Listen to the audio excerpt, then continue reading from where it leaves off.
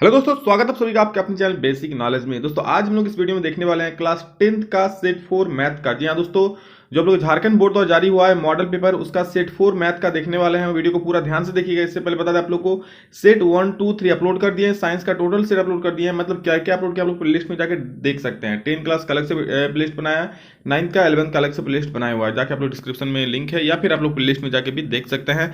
और दोस्तों model paper आप लोग एग्जाम के लिए बहुत ज्यादा जरूरी है, क्योंकि इससे एग्जाम में बहुत सारे क्वेश्चन आते हैं और आप लोग एग्जाम का पैटर्न का पता चल जाता है। इस बार नए पैटर्न में एग्जाम हो रहा है, इसलिए आपको मॉडल पेपर हर एक विद्यार्थी को सॉल्व करना बहुत ज्यादा जरूरी है, इसलिए इसको जरूर बना लीजिए।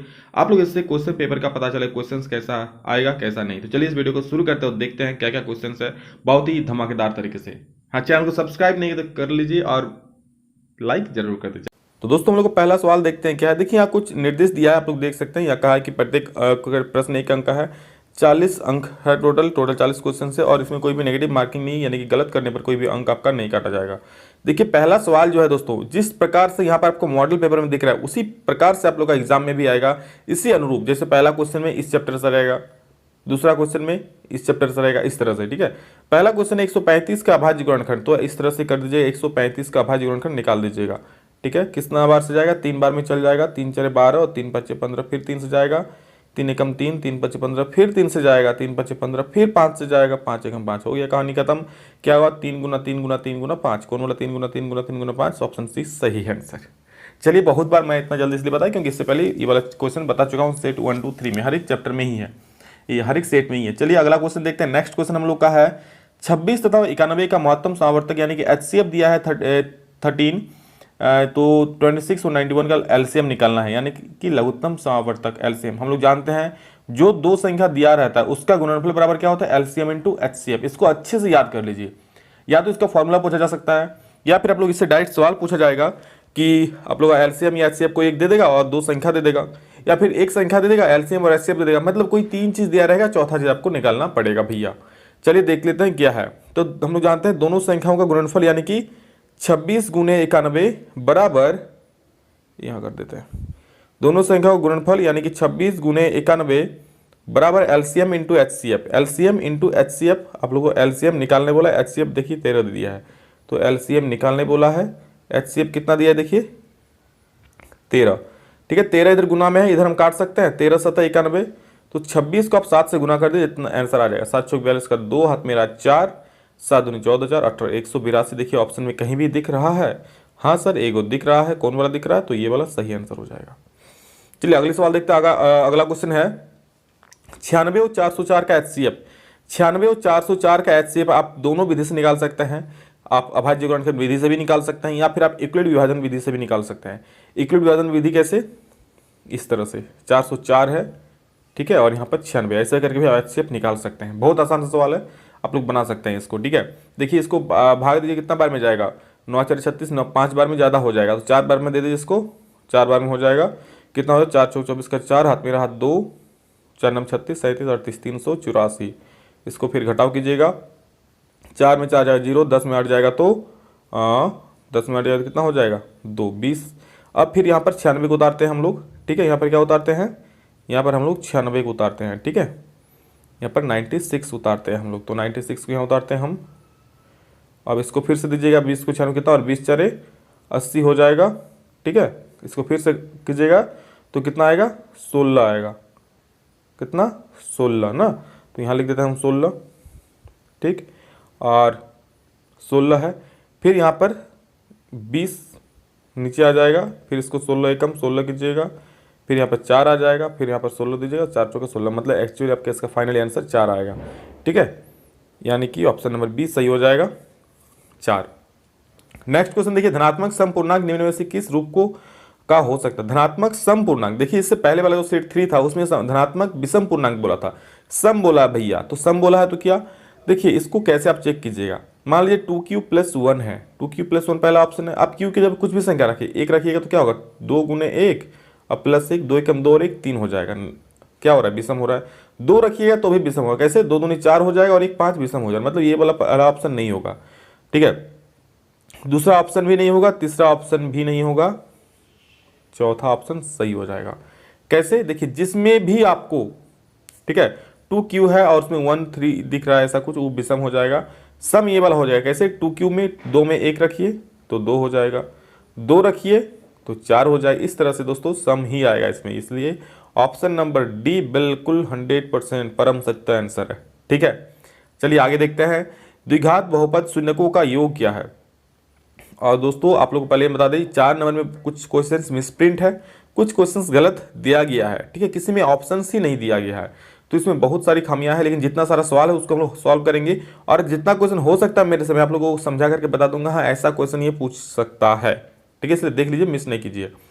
तो दोस्तों ये वाला क्वेश्चन जो है ये वाला द्विघात बहुपद शून्यकों का योग है, मतलब यहाँ तो कोई द्विघात बहुपद आपको देना चाहिए था, लेकिन यहाँ पर नहीं दिया है। ठीक है, तो ये क्वेश्चन मिसप्रिंट है। चलिए आगे बढ़ते हैं 6 नंबर। तो दोस्तों नेक्स्ट क्वेश्चन हम लोग का है, देख लीजिए 6 नंबर। यदि शून्यकों का योग तथा गुणनफल क्रमशः 4 और 1 हो तो द्विघात बहुपद क्या होगा। इसमें शून्यकों का योग दे दिया है और गुणनफल दे दिया है, तो द्विघात बहुपद निकालने बोला। जब भी आप लोगों को शून्यकों का योग दे दे और गुणनफल दे दो तो याद रखिए मेरी बात, आप लोगों को द्विघात समीकरण लिख लेना है। कैसे लिख लेना है, तो ये वाला formula x square minus alpha plus beta into x और प्लस अल्फा इंटू बीटा बराबर 0। ये द्विघात समीकरण हो गया। सर हमको द्विघात बहुपद निकालना वाला, 1 मिनट वेट कीजिए। ये जो होता है दोस्तों इधर वाला, ये होता है द्विघात बहुपद। ठीक है, हाँ लेकिन कभी अगर बटा में आ जाए तो उसको सॉल्व करने के लिए इधर 0 हम दे देते हैं, समीकरण कर लेते हैं। चलिए इसको बैठाते हैं। एक्स स्क्वायर, सर ये अल्फा प्लस बीटा क्या होता है, यही तो होता है दोस्तों शून्यकों का योग। याद है शून्यकों का योग बराबर होता है अल्फा प्लस बीटा बराबर माइनस बी बाई ए, मतलब अल्फा प्लस बीटा क्या है, शून्यकों का योग। योग कितना दे दिया है, 4 दे दिया है, तो लिख दिए 4 और गुना में है एक्स तो एक्स और plus alpha into beta. Alpha into beta मतलब शून्यकों का गुणनफल कितना दे दिया है सर, तो 1 दे दिया है, तो यहाँ 1 लिख देंगे बराबर 0। ये वाला हो गया हम लोग का द्विघात बहुपद। तो x square minus 4x plus 1, देखिए किसी में दिख रहा है X square minus 4x plus 1, हाँ सर ऑप्शन नंबर सी दिख रहा है, यानी कि ये आप लोग का बिल्कुल सही हो जाएगा। ठीक है, ये वाला सी। चलिए आगे बढ़ते हैं, 7 नंबर में चलते हैं। 7 नंबर में पूछ देख के ही आप लोग आंसर बोल सकते हैं। शून्यकों की संख्या एक्स अक्ष को कितना बार काटते हैं, तो देखिए एक्स अक्ष को सिर्फ एक ही टाइम कट रहा है यहाँ पर, तो आंसर हो जाएगा 1, यानी कि option number B. Next question 8 number देखते हैं। बोले समीकरण 2 दिया है आप लोग का हल कैसा होगा, अद्वितीय होगा, अनेक होगा, कोई हल नहीं होगा कि 2 हल होगा। तो दोस्तों इसके लिए आप लोग कंडीशन याद होना चाहिए। कौन सा condition sir, a1/a2 b1/b2 c1/c2 वाला जो फॉर्मूला है, 3 को कंडीशन होता है, याद रखिएगा। ठीक है, तो देखिए क्या बोला है, इसको हम लोग निकाल लेते हैं a1/a2 पहले। तो a1/a2 पहले निकालेंगे दोस्तों, तो क्या होगा a1/a2 निकालेंगे। ये देखिए a1 होता है, ये b1 होता है, ये c1 होता है, ये a2 होता है, ये b2 होता है, ये c2 होता है। तो a1/a2 कितना हो जाएगा 2/6, यानी कि कट के आ जाएगा 1/3। बहुत बढ़िया। चलिए a2 b1/b2 निकालते हैं। तो b1/b2 क्या हो जाएगा सर, निकालिए। b1 है 3, b2 है 9, इसको भी कट के आ जाएगा 1/3। बहुत बढ़िया, अभी तक तो सब कुछ ठीक ठाक चल रहा है। आगे देखिए क्या होता है, c1/c2 निकालेंगे। c1 है कितना 4 और c2 है 11। ये भैया जी गड़बड़ कर दिया, ये बराबर नहीं हुआ। बोला जा तू दोनों अकेले एक साथ हो जा, हम एक साथ नहीं रहेंगे। मतलब क्या हो रहा है, a1/a2 बराबर b1/b2 है। देखिए दोनों बराबर है 1/3 1/3, लेकिन ये भैया जो c1/c2 है ये इसके बराबर नहीं है। मतलब a1/a2 equal to b1/b2 not equal to c1/c2 वाला कंडीशन हो रहा है। तो ये कंडीशन कब होता है कि a1/a2 equal to b1/b2 but not equal to c1/c2। ये कंडीशन क्या होता है, समांतर होता है। समांतर में कोई हल नहीं होता है जी, हाँ तो कोई हल नहीं होगा, मतलब ऑप्शन नंबर डी बिल्कुल सही जवाब है। चलिए आगे बढ़ते हैं और आगे देखते हैं क्या दिया हुआ है। बहुत अच्छा क्वेश्चन है, देखिए क्या बोला है, रैखिक समीकरण युग्म में x बराबर a और x बराबर b का ग्राफ या निरूपण। ध्यान से समझ लीजिए इसको, रैखिक समीकरण युग्म का ग्राफ या निरूपण कैसे होगा। तो सबसे पहले आपको हम समझा देते हैं। देखिए इसका आंसर तो हम बोल देंगे अभी समांतर हो जाएगा, लेकिन समझ लीजिए। मान लीजिए x अक्ष y अक्ष है, ठीक है, ये x अक्ष होता है, ये y अक्ष, इसमें x का वैल्यू रहता है और उसमें y का वैल्यू रहता है। ठीक है, इसमें y का वैल्यू रहता है।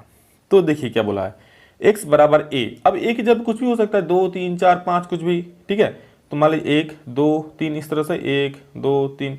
मान लीजिए एक बार x बराबर a यहाँ पर है एक जगह पे, और दूसरा मान भी x का ही है जी।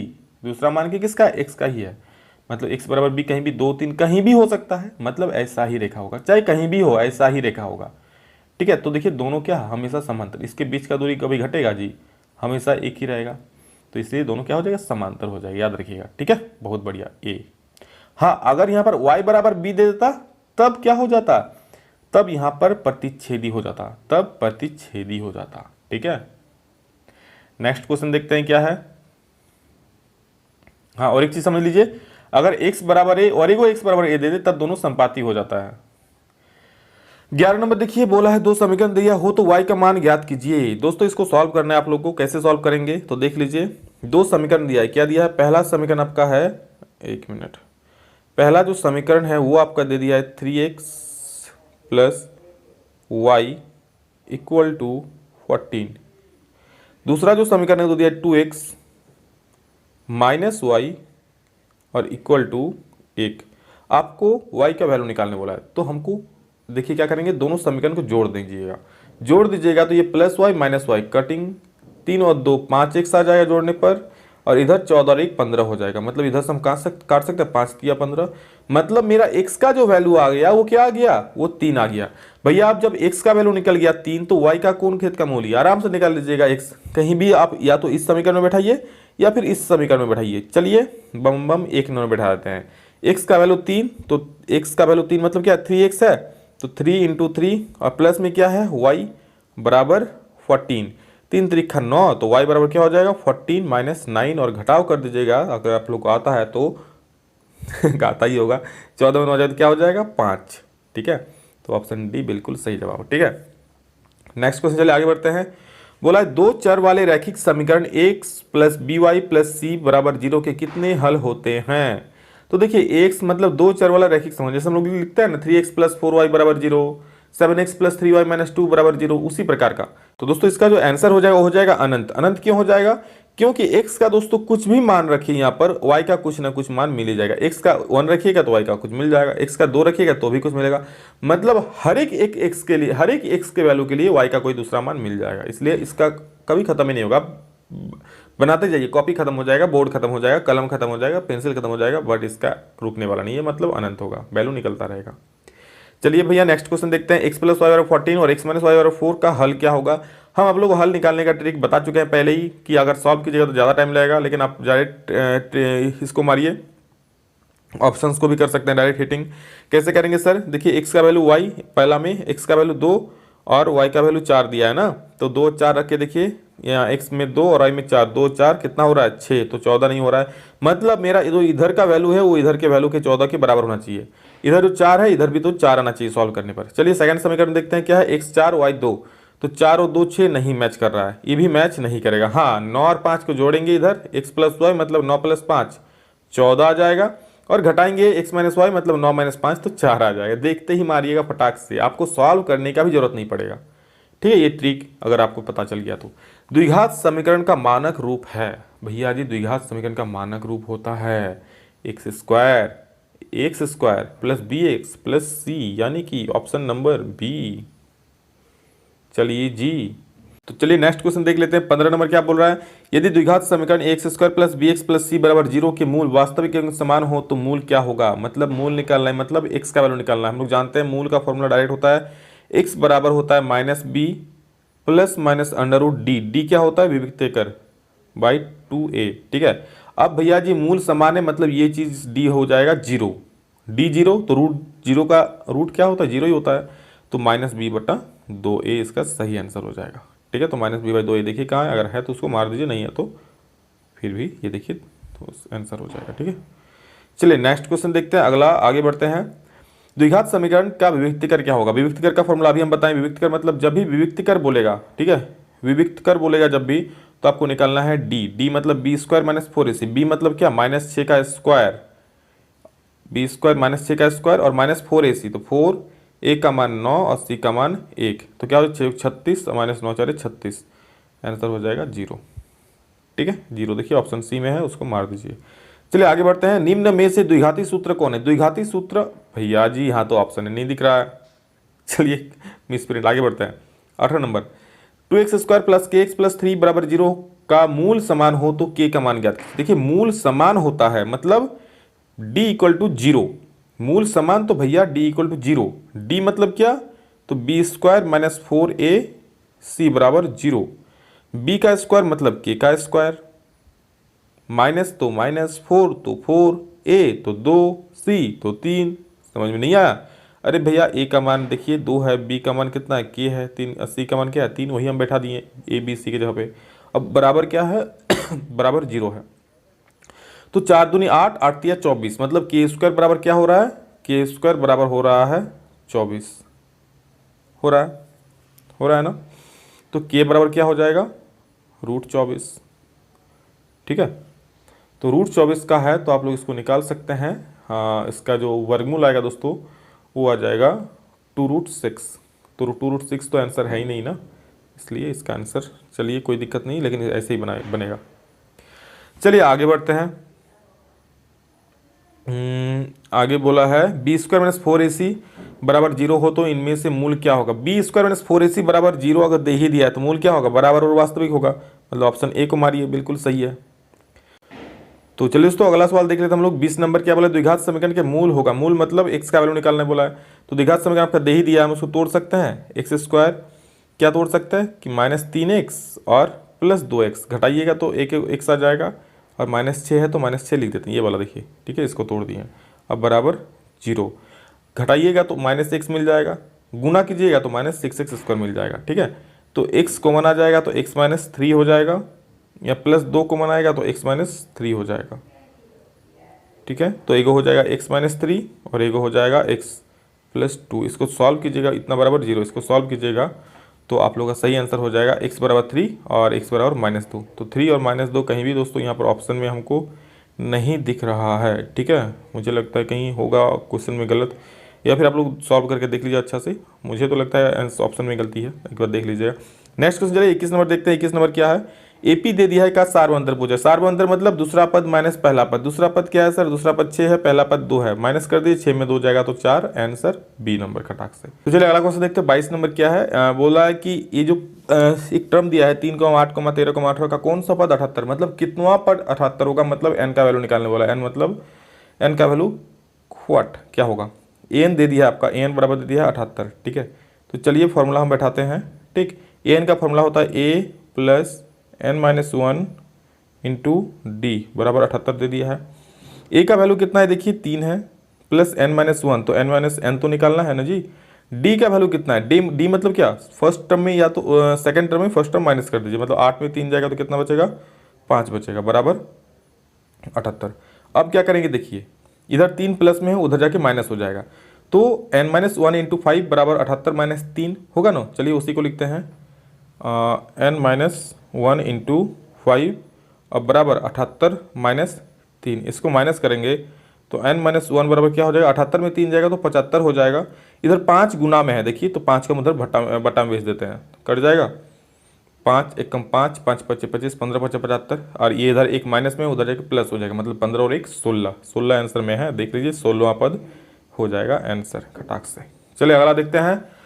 10 और 250 के बीच में 4 के कितने गुणज है। भैया जी गुणज मतलब क्या होता है, मतलब 4 के पहाड़ा में जो आता है वही उसका गुणज होता है, मतलब 4 का 8, 4 × 12, 4 × 16, मतलब 4 हो गया, 8 हो गया, 12 हो गया, 16 हो गया, इस तरह से 20 हो गया, इस तरह से जो आएगा वो गुणज हो जाएगा। तो बोला 10 और 250 के बीच में 4 के कितने गुणज है, तो 10 के बाद मतलब 10 और 250 में 4 के कितने गुणज है। पहला गुणज क्या हो जाएगा, 10 के 10 तो होता नहीं है, 11 भी होता नहीं है भैया जी, 12 होता है तो लिख दीजिए। 12 के बाद क्या होता है, 16 होता है, वो भी लिख दीजिए। 16 के बाद क्या होता है, 20 होता है। चलिए बस काफ़ी है, आगे देखिए। 250 तो नहीं होता है, 249 भी नहीं होता है, 248 हो जाएगा, तो 248, ठीक है। यहाँ 248 ये आपका एपी बन गया, ठीक है। अब बोला है कितने गुणज है, अब मतलब एन का संख्या निकालना है, ये आपका होमवर्क रहेगा।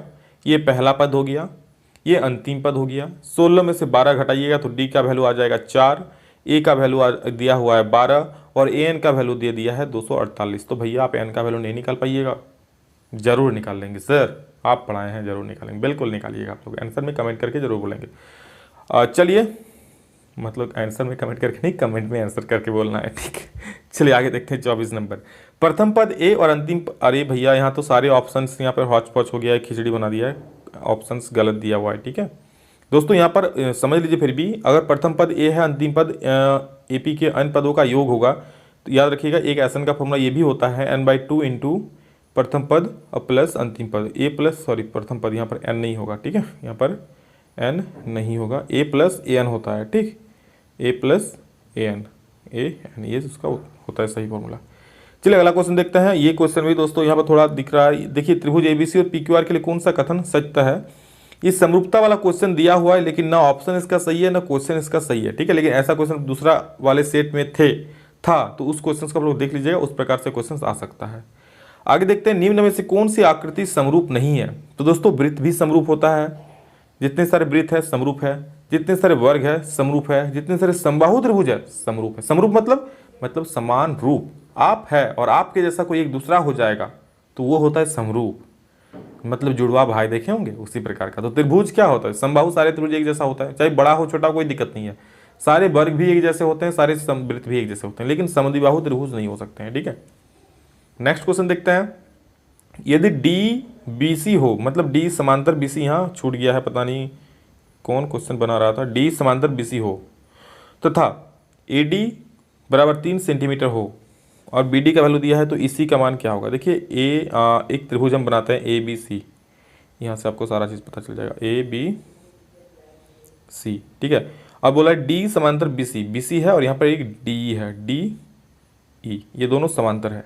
आपको AD का वैल्यू दे दिया है 3 सेंटीमीटर, BD का वैल्यू दे दिया है 1.5 सेंटीमीटर और EC का वैल्यू दे दिया है 1 सेंटीमीटर, ठीक है। आपको AE का वैल्यू निकालने बोला है। तो हम लोग जानते हैं अगर समांतर भुजाएं हैं, समांतर कोई दो रेखा हैं, तो उसकी भुजाएं भी क्या होगी, समानुपाती होगी। मतलब क्या होगा, AD बटा DB इक्वल टू AE बटा EC, ये होगा, ठीक है। मतलब 3 बटा 1.5 बराबर AE बटा 1। इसको सॉल्व कर लीजिएगा दोस्तों, ये 2 कर जाएगा 2 बार में, ठीक है। तो 2 एकम 2, AE का वैल्यू 2 हो जाएगा, ठीक। तो 2 नंबर देख लीजिए क्या है, 2 आंसर C में है।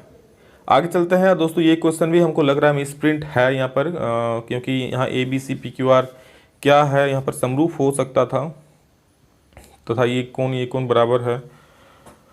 क्वेश्चन यहाँ पर दिक्कत लग रहा है हमको, समझ नहीं आ रहा है। चलिए क्वेश्चन ये भी मिसप्रिंट है। आगे देखिए यहाँ पर 29 नंबर बोला ABC और BD ये दो समबाहु त्रिभुज इस प्रकार है कि D भुजा BC का मध्य बिंदु है। ABC एक त्रिभुज है इस प्रकार से, ABC और क्या DBE, तो ABC और BD तो BDE, यहाँ पर DE ऐसे होगा, ठीक है, DE, ठीक।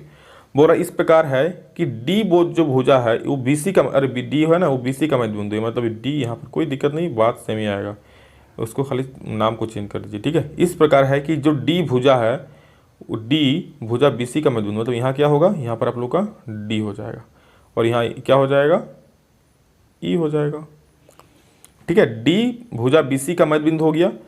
अब त्रिभुजों ABC और BDE का क्षेत्रफल, त्रिभुज ABC बड़ा वाला और BDE छोटा वाला, ये बड़ा वाला ABC, ठीक है, और छोटा वाला BDE का अनुपात बोला है। तो याद रखिएगा इस तरह का सवाल जब भी दिया हुआ रहे, ठीक है, या तो ये वाला भी मिला सकता था ऐसे ऐसे करके, तो अब ये वाला त्रिभुज बन जाता है, ठीक है। जब भी इस तरह का सवाल दिया हुआ रहे तो क्या करना है, आप लोग याद रखिएगा, जो बड़ा वाला का क्षेत्रफल वो 4 गुना होता है छोटा वाला का, बड़ा वाला का क्षेत्रफल 4 गुना होता है छोटे वाला का, मतलब अगर बड़ा वाला का 4 होगा तो छोटे वाला का 1 होगा।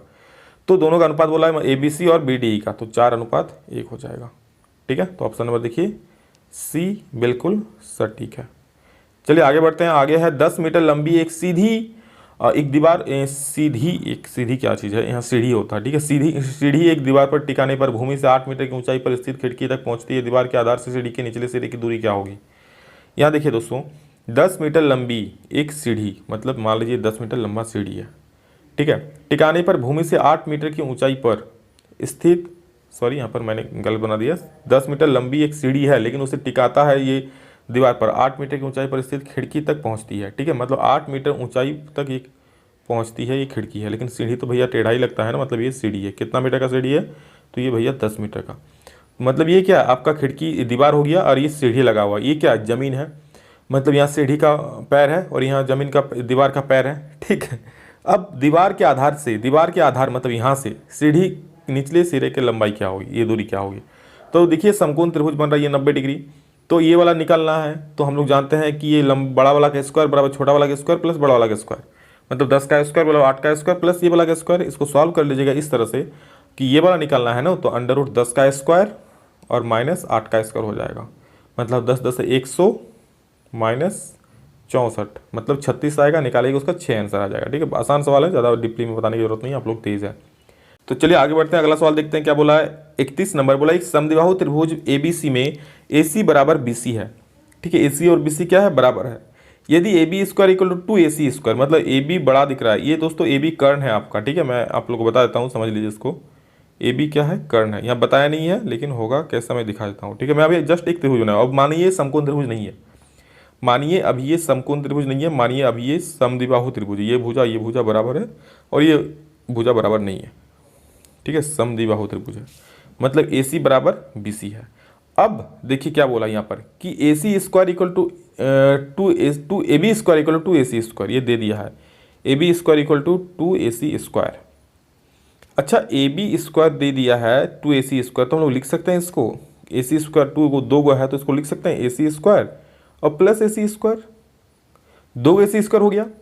अब 2 AC स्क्वायर है तो इसको हम ऐसे भी लिख सकते हैं कि AB स्क्वायर इक्वल टू एगो AC की जगह पे हम BC भी लिख सकते हैं, तो AC स्क्वायर और इस AC की जगह हम BC लिख देते हैं, तो BC का स्क्वायर। तो देखिए, तो अगर ये समकोण त्रिभुज होता तो क्या होता, AB का स्क्वायर इक्वल टू AC का स्क्वायर प्लस BC का स्क्वायर होता।